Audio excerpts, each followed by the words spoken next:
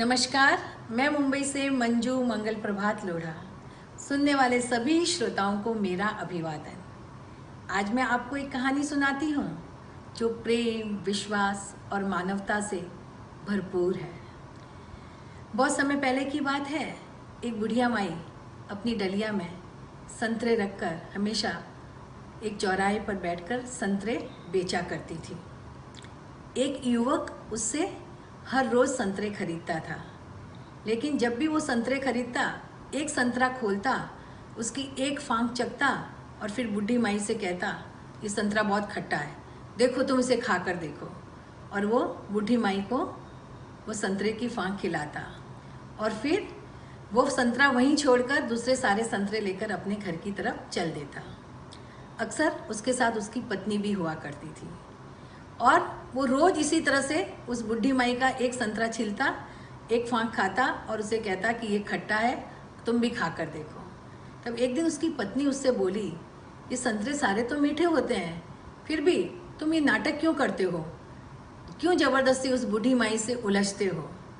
तब वो युवक धीरे से मुस्कुराया और अपनी पत्नी से कहने लगा, मैं जानबूझकर वो संतरा खोलता हूँ क्योंकि वो हमेशा मीठे संतरे देती है, मुझे पता है, लेकिन वो स्वयं कभी भी नहीं खाती है, कभी भी उसे छकती नहीं है, लेकिन ऐसा कर कर मैं उसे वो संतरा खाने के लिए उसके लिए छोड़ देता हूँ।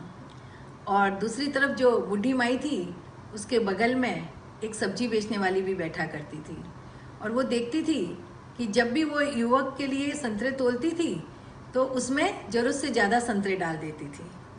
तब एक दिन वह सब्जी बेचने वाली माई उस संतरे बेचने वाली माई से कहने लगी, ये युवक रोज तुमसे कितना चकचक करता है, रोज तुमसे नाहक उलझता है, फिर भी तुम जब भी संतरे तोलती हो तो उसके पलड़े में कुछ ज़्यादा ही संतरे डाल देती हो।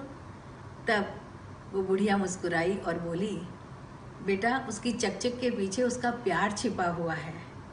क्यों वो क्यों ये संतरा खोलता है और क्यों रोज मुझसे झगड़ता है कि ये खट्टा है, तुम खा कर देखो, क्योंकि उसके मन में हमेशा यही भावना रहती है कि ये संतरा मैं खा लूँ। इसके लिए जब भी मैं उसके लिए संतरे तोलती हूँ, मेरे दिल से अंदर उसके लिए एक प्यार उमड़ता है और मेरे हाथ यूं ही ज़्यादा संतरे उसे देने के लिए बाध्य हो जाते हैं।